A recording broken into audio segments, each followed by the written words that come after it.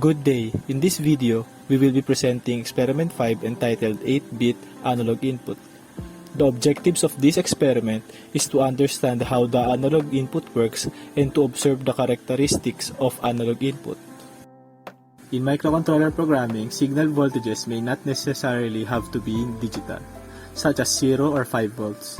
An analog to digital converter is used to transform the input signal from an analog voltage level to a digital value that the microcontroller can handle while they are analog.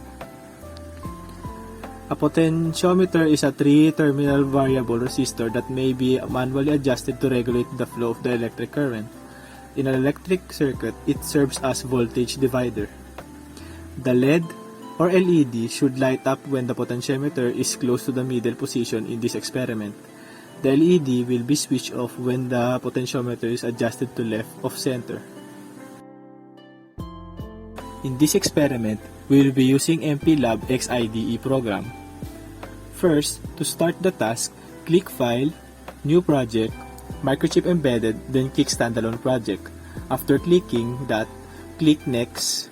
Select the microchip which is the PIC 16F18875 microcontroller. Next, use the XC8 compiler. And lastly, save this to your preferred folder. For this project, we will be using 4 peripherals: system module, interrupt module, pin module, and ADCC. The system module, interrupt module, and pin module will all be automatically included, but the ADC must be selected for the project. The list of peripherals will show up under the device resource list. Double-click on the ADC to have it added to your project. On the pin configuration, click on the RA4 blue lock symbol in the output row to make it lock and green. This adds RA4 IO pin to the project to drive the LED. Click on the port 0 blue lock in the ANX row to make it green. This adds the RA0, AN0 input to the project. VREF plus and VREF minus should be left to their default values. Under the pin module, number 1, the RA4 pin will be an output and control the LED.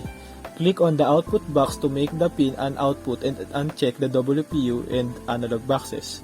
Number 2, change the RA4 pin name to D2_LED. Number 3, the RA0 pin is the potentiometer input, so check the analog box and uncheck the output and WPU boxes if checked. Number 4, change the RA0 pin name to port_A0. Under the system module, select HFINTOSC from the oscillator select drop-down menu. For the HF internal clock drop-down menu, select 4 MHz. Number 3, select a clock divider value of 4. This will enable the internal 1 MHz internal oscillator as system clock. Check the low voltage programming enable.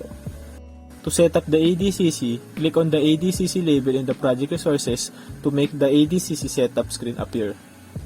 Number 1, check the ADC enable box and select the FOSC or ADCLC clock source from the drop-down menu and the FC/2 clock. Number 2, select right for the result alignment. This will produce a 10-bit ADC result. Number 3, leave VREF plus as VDD and VREF minus as VSS. After proper setup, your window should look like this. After fixing the pin module, pin configuration, system module, and setting up the ADCC, we will now proceed to the main C file. To access the main C file, first, click into the projects, then select source file. After that, click the main C file.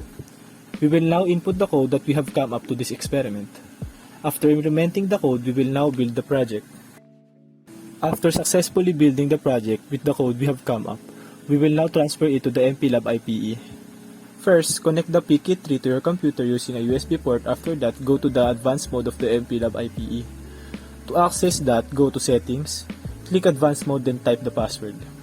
To power up the PKit3, go to Power, set the voltage to 3.125V, then always enable the power targeted circuit from the PKit3.